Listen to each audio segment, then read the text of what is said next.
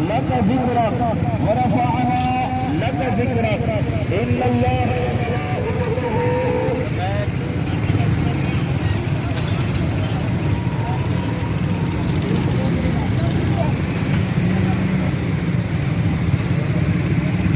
برکاتہ. قال النبی صلی اللہ علیہ وسلم انا خاتم النبیین لا نبی بعدی.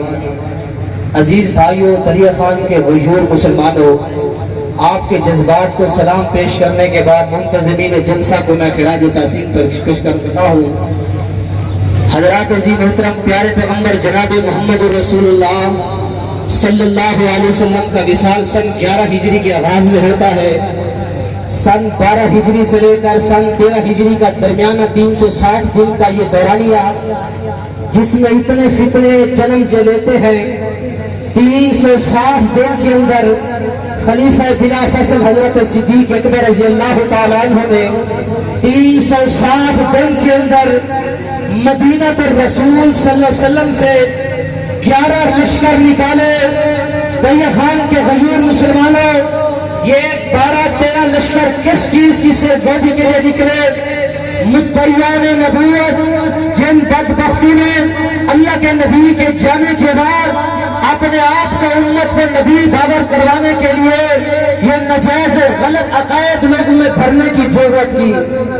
انتہائی مختصر اور محدود وقت کے اندر، 1 سال کے عرصے کے اندر، حضرت صدیق اکبر رضی اللہ تعالیٰ عنہ نے تمام مدعیان نبوت کا قلع قمع کر دیا تھا. میں زیادہ گفتگو نہیں کرنا چاہتا. کلمہ چوک کے باسیوں، دریا خان کے باسیوں، ایک عہد کرنا چاہتا ہوں آپ سے، لینا چاہتا ہوں آپ سے.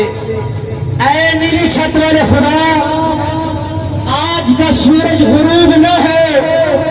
دریا خان کے جوانے آپ کے موبائلوں سے، آپ کے گھروں کی سفیدوں سے گندے بہلا گانے دور ہونا چاہیے.